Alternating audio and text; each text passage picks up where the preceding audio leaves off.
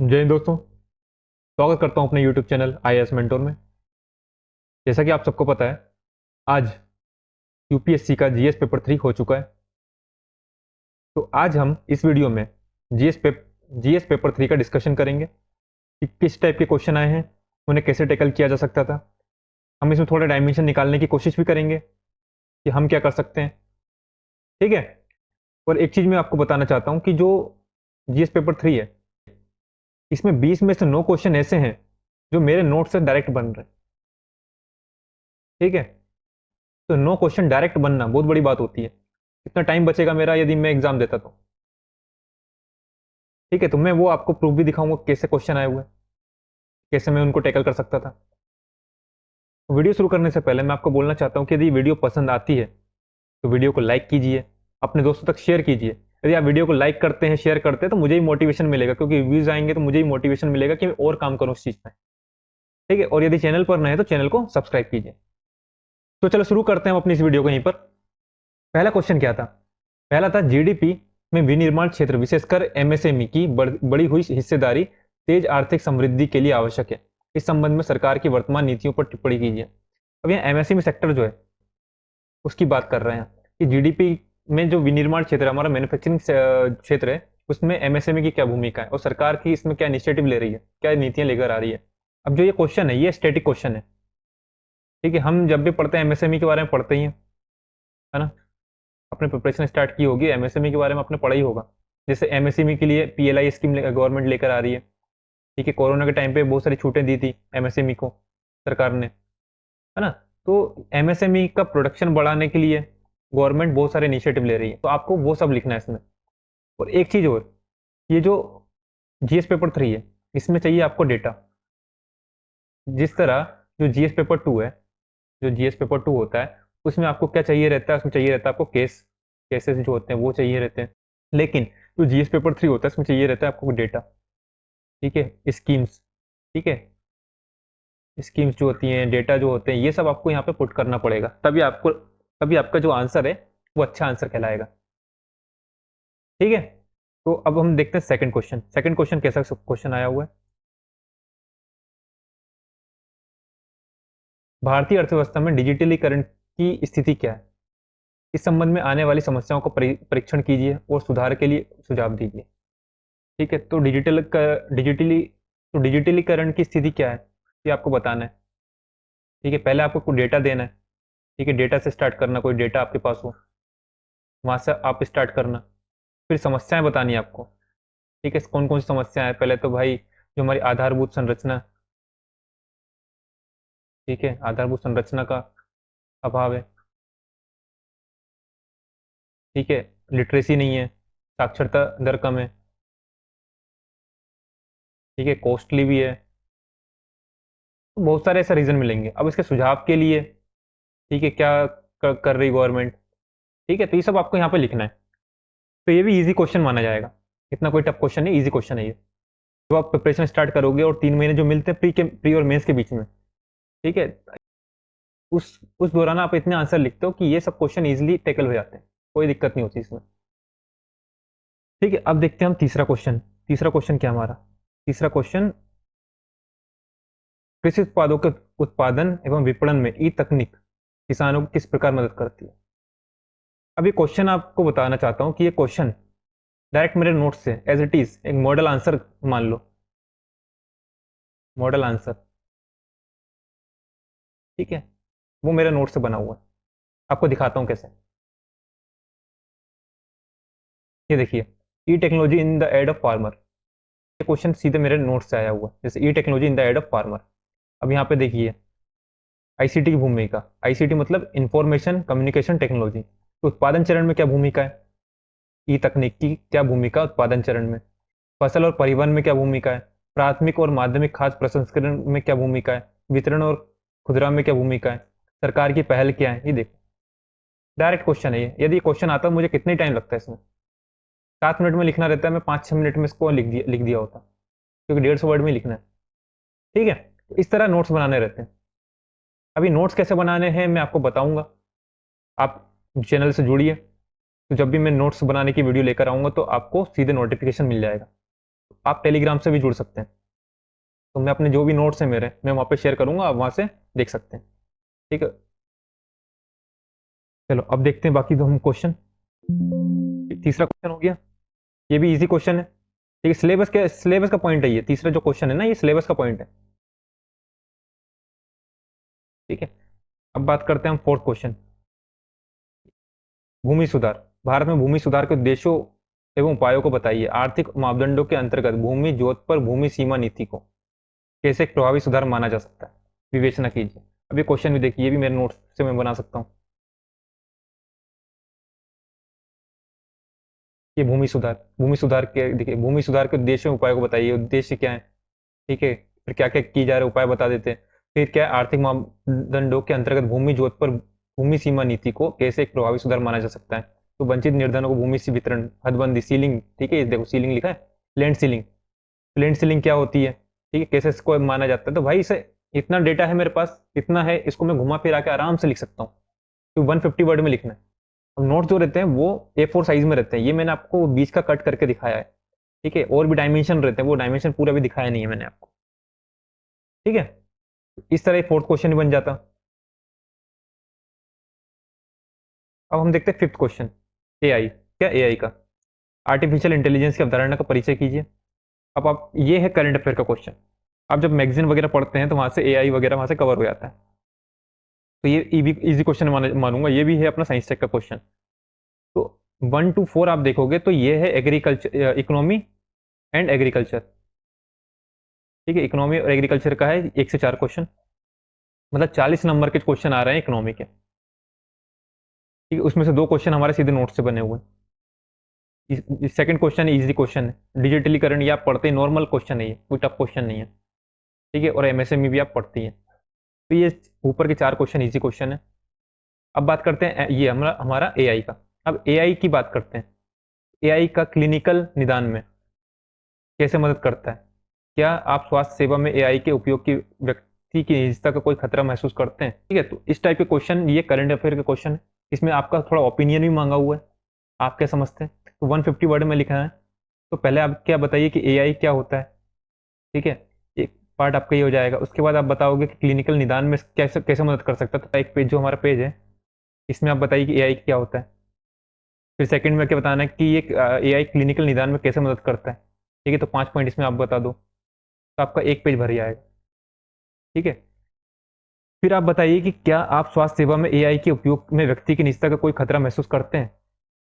ठीक है, तो इसमें बताइए आप, पॉजिटिव बताइए, निगेटिव बताइए, और क्या कहते हैं लास्ट में पॉजिटिव से कंक्लूड कर दीजिए। तो इस तरह आपका फिफ्थ क्वेश्चन भी हो जाएगा। अब हम देखते हैं अपना सिक्स क्वेश्चन। तो हम सिक्स क्वेश्चन देखते हैं, उन विभिन्न तरीकों पर चर्चा कीजिए जिनसे सूक्ष्म जीवी इस समय हो रही ईंधन की कमी से पार पाने में मदद कर सकते हैं। तो माइक्रो ऑर्गेनिज्म का यूज करके कैसे हम जो करंट फ्यूल शॉर्टेज है उसको पूरा कर सकते हैं।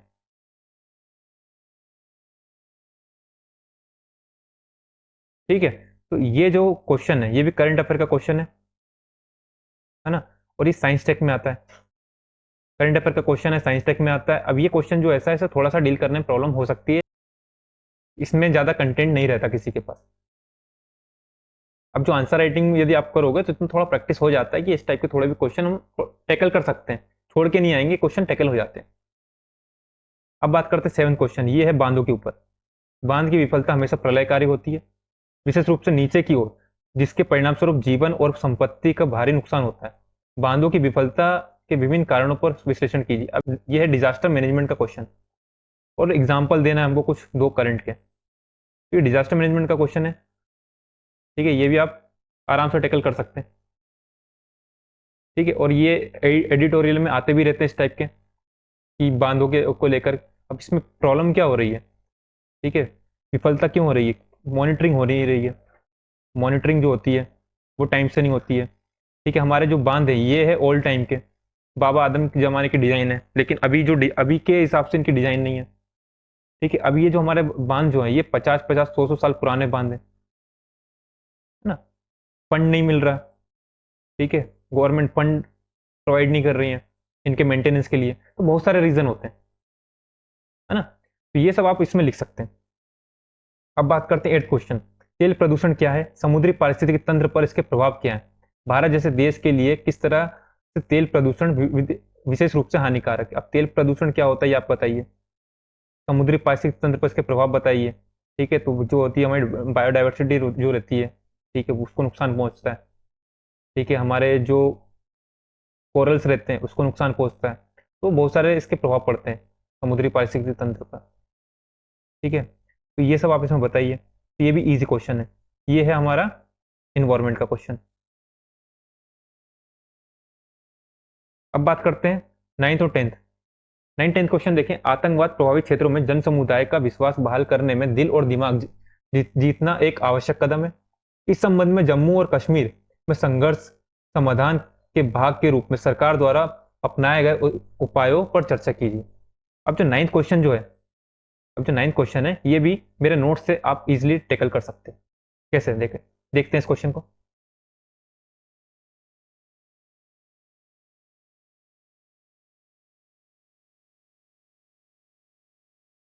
ये देखिए क्या बोल रहा है, दिल और दिमाग जीतना है।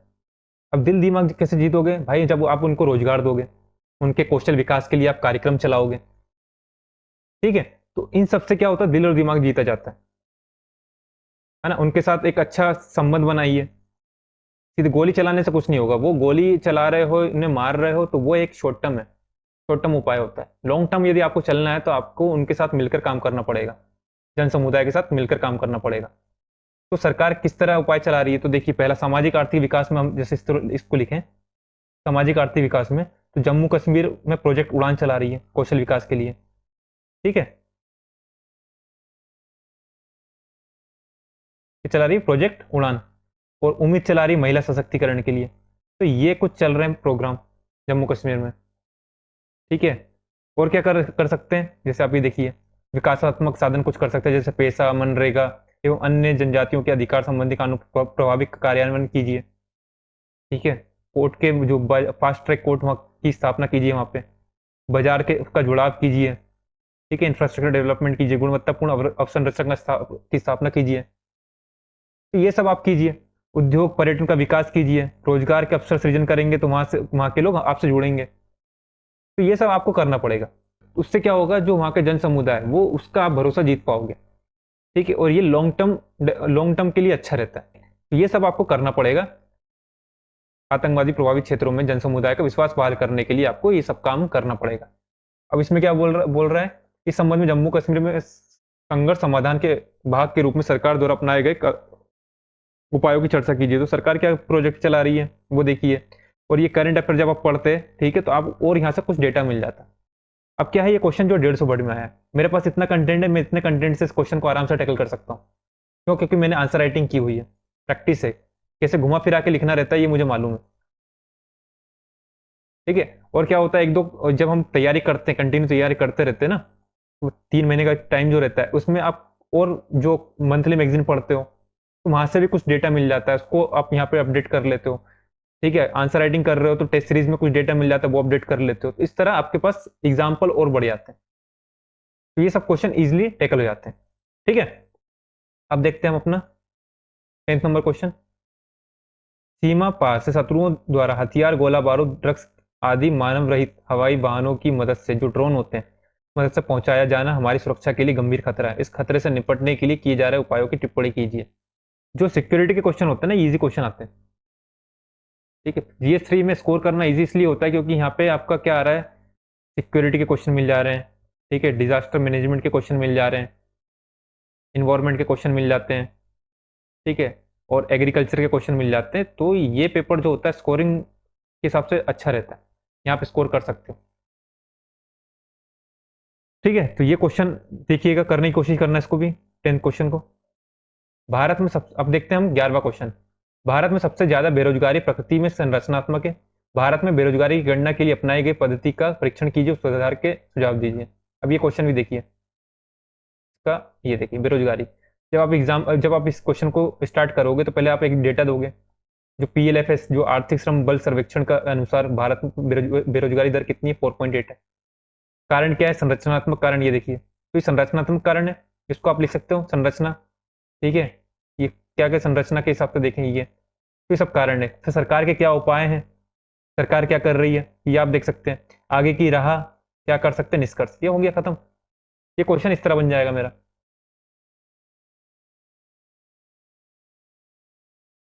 अब बात करते हैं 12th नंबर क्वेश्चन की। देखभाल। देखभाल अर्थव्यवस्था और मौद्रिकीकृत अर्थव्यवस्था के बीच अंतर क्या है? ठीक है, महिला सशक्तिकरण के द्वारा देखभाल अर्थव्यवस्था को मुद्रीकृत अर्थव्यवस्था से कैसे लाया जा सकता है? अब ये देखभाल अर्थव्यवस्था क्या होती है इतना अच्छे से क्लियर नहीं हो रहा है, लेकिन आप आगे की लाइन पढ़ोगे तो आप थोड़ा सा इसको रिलेट कर पाओगे एग्जाम में, कि महिला सशक्तिकरण के द्वारा देखभाल अर्थव्यवस्था को मुद्रीकृत अर्थव्यवस्था में कैसे लाया जा सकता है। तो जो महिलाएं घर में काम कर रही हैं, ठीक है, तो उनको हम इतना इंपॉर्टेंस नहीं देते उस काम को, तो उसको हम शायद देखभाल अर्थव्यवस्था कंसिडर करके चल रहे हैं यहाँ पे। ठीक है, तो यदि हम उसे मुद्रीकृत अर्थव्यवस्था में यदि लाना चाहते हैं तो क्या उपाय करने पड़ेंगे, कैसे लाया जा सकता है? तो ये क्वेश्चन भी देखिए, ये भी क्वेश्चन यहां से बन सकता है।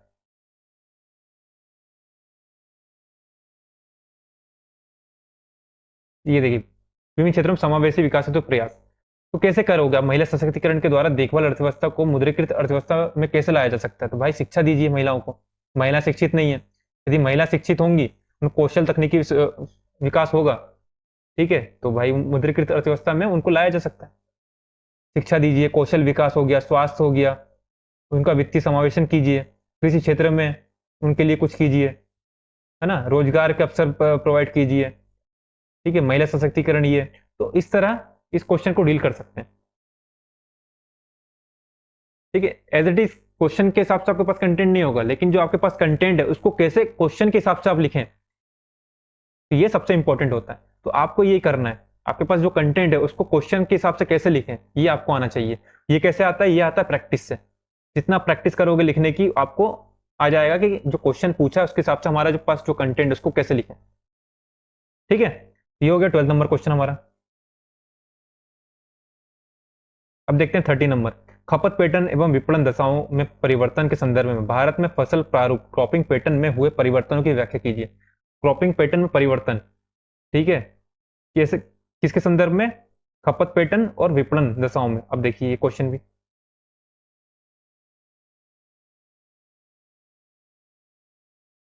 ये फसल प्रतिरूप विभिन्न कारकों पर निर्भर करता है, ये थोड़ा बहुत आप बता सकते हो। फिर ये देखिए, हाल के समय में फसल पद्धति में परिवर्तन, क्यों परिवर्तन हुए, ये पॉइंट है, तो ये पॉइंट आप लिख सकते हो। ठीक है, ये क्वेश्चन भी आपका यहां से हो जाएगा। अब बात करते हैं 40 नंबर क्वेश्चन की। भारत में कृषि क्षेत्र को प्रदान की जाने वाली प्रत्यक्ष और अप्रत्यक्ष सब्सिडी क्या है? विश्व व्यापार संगठन द्वारा उठाए गए कृषि सब्सिडी संबंधित मुद्दों की विवेचना कीजिए। अब ये देखिए, ये क्वेश्चन भी नोट से बन जाएगा। 40 नंबर क्वेश्चन देखिए, ये देखिए, प्रत्यक्ष अप्रत्यक्ष सब्सिडी क्या है, ये देखिए, प्रत्यक्ष सब्सिडी अप्रत्यक्ष सब्सिडी क्या है ये बता दिया इंट्रो में, ये दिया। उसके बाद क्या पूछा है? विश्व व्यापार संगठन द्वारा उठाए गए कृषि सब्सिडी संबंधित मुद्दों की विवेचना कीजिए। अभी देखिए, पहले हम वो भी बताऊंगा, तो WTO वाला भी बताऊंगा, उससे पहले ये देखिए थोड़ा सा, भारत में कृषि सब्सिडी के संबंधित समस्या मुद्दे क्या है, ये आप बता सकते हो। यदि ऐसा क्वेश्चन आता है कि क्या सब्सिडी के संबंधित समस्या मुद्दे क्या है, यदि नेक्स्ट ईयर आता है तो ये आप लिख सकते हो। ठीक है, फिर ये भारत में कृषि सब्सिडी की आवश्यकता व प्रासंगिकता क्या है, कृषि सब्सिडी क्यों जरूरी है, ये आप बता सकते हो। कि कृषि सब्सिडी संबंधी मुद्दों का समाधान, ये बता सकते हो। अब जो क्वेश्चन ने इस बार पूछा है वो क्या पूछा है? WTO व कृषि संबंधी सब्सिडी मुद्दे, तो ये लिखा हुआ है, इनको आप लिख सकते हो। ठीक है, WTO और भारत कृषि सब्सिडी, ये देखिए, ये पूरा एक पेज में लिखा हुआ है, इसको आराम से आप वहां पे लिख सकते हैं। तो ये क्वेश्चन क्या टफ है? नहीं है, इजी इजी क्वेश्चन है, सीधे नोट से बन रहा है, जो आपका सिलेबस है उसके अकॉर्डिंग बन रहा है। अब देखिए, इलेक्ट्रिक वाहनों को अपनाना दुनिया भर में तेजी से बढ़ रहा है। कार्बन उत्सर्जन को कम करने में इलेक्ट्रिक वाहन कैसे योगदान करते हैं? वो पारंपरिक दहन इंजन वाहनों की तुलना में ये कैसे प्रमुख लाभ प्रदान करते हैं? तो ये क्वेश्चन भी आप इजी टेकल कर सकते हो यदि आपकी आंसर राइटिंग प्रैक्टिस अच्छी है। ठीक है, तो ये है इन्वायरमेंट का क्वेश्चन, ये है इन्वायरमेंट का क्वेश्चन। ठीक है, ये बात करें, ये है एग्रीकल्चर, ये भी एग्रीकल्चर। ठीक है, ये इकोनॉमी, और ये economy, economy, economy, agriculture, agriculture, फिर ये आया इन्वायरमेंट। अब देखते हैं हम 60 नंबर क्वेश्चन।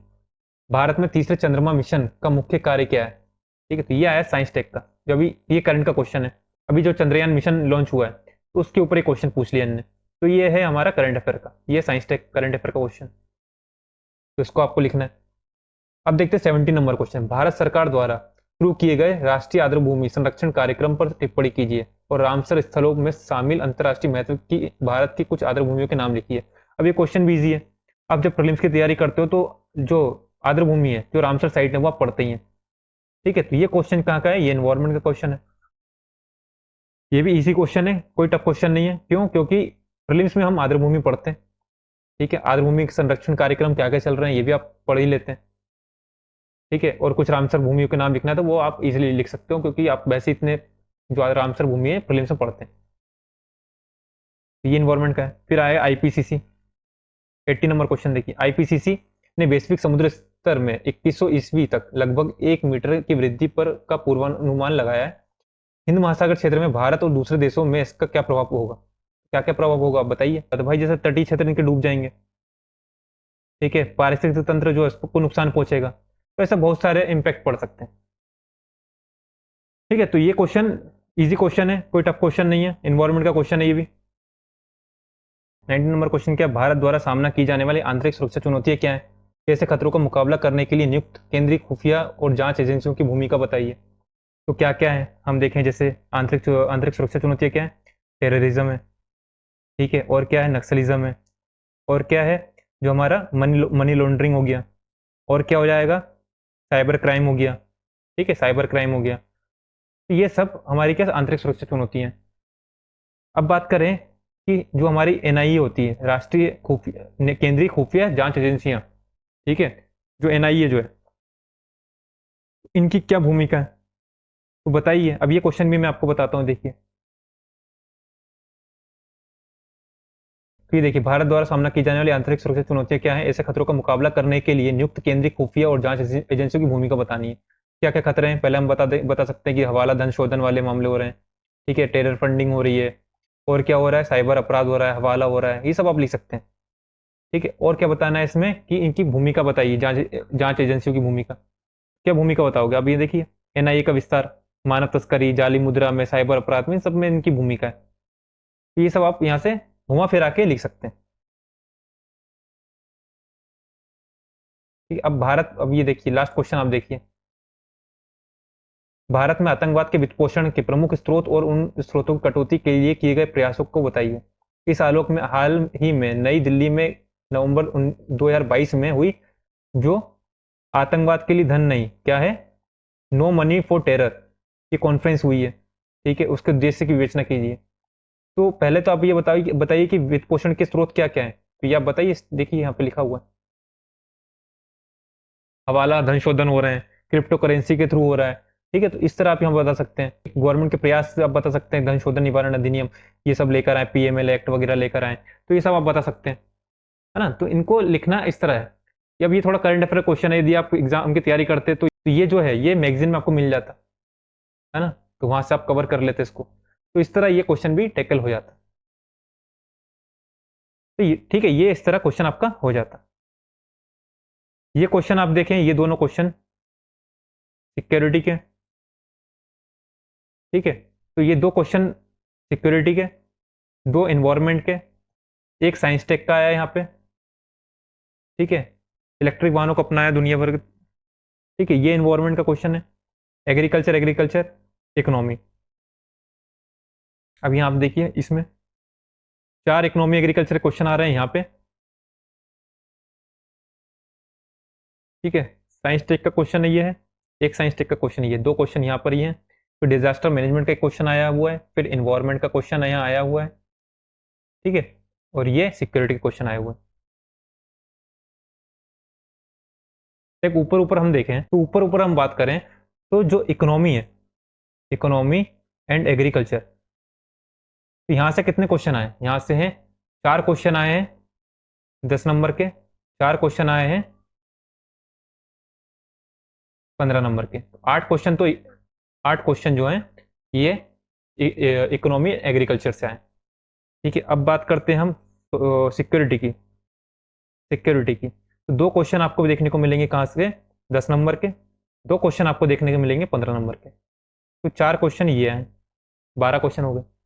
अब बात करें डिजास्टर मैनेजमेंट की। एक क्वेश्चन आया है 10 नंबर का। साइंस टेक की बात करें तो दो क्वेश्चन आए हैं 10 नंबर के, एक क्वेश्चन आया 15 नंबर का। तो ये हो गया एक क्वेश्चन, यहाँ हो गया 3 क्वेश्चन। 8 4 12 13 14 15 16 क्वेश्चन हो गए। अब क्या बचा हमारा? अब बात करें इन्वायरमेंट की। इन्वायरमेंट जो है, इसकी बात करें तो एक क्वेश्चन आया है 10 नंबर में और 3 क्वेश्चन आए हैं 15 नंबर में, तो 4 क्वेश्चन ये आए, तो टोटल कितने हो गए? 20 क्वेश्चन। तो इसमें सबसे ज़्यादा वेटेज किसका आ रहा है? इसका आ रहा है इकोनॉमी एग्रीकल्चर का, तो इसको आपको अच्छे से पढ़ना है।